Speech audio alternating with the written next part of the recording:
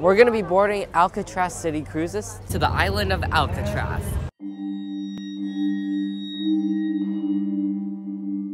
We can see Alcatraz Island from here. The ride is about 11 minutes long.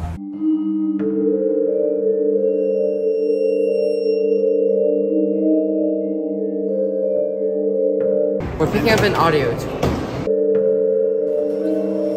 Alcatraz Island used to be a federal prison, and in 1972 it became part of the National Park Service.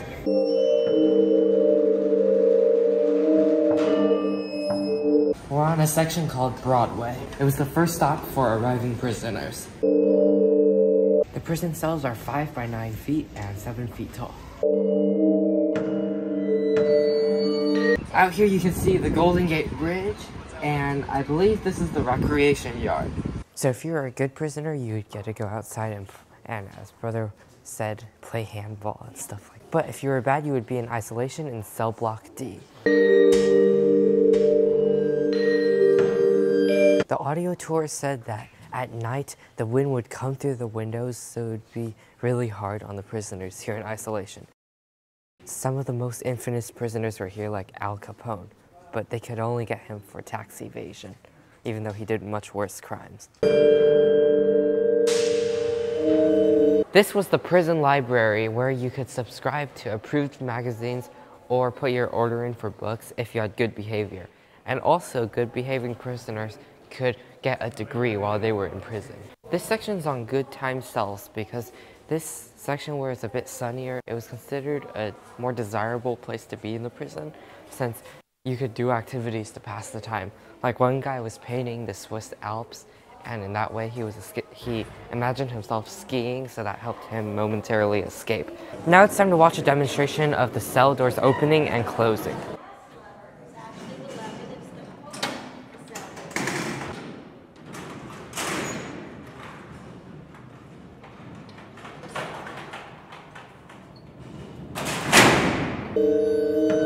In June of 1962, the officers in the morning found these heads, and it just looks like someone's sleeping, but they turned out to be dummy heads because the head would just roll right off.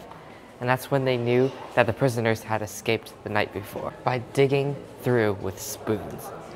You can see the holes that they chiseled, and it led here, and then they escaped from the pipes. They climbed the pipes like if they were in the bars.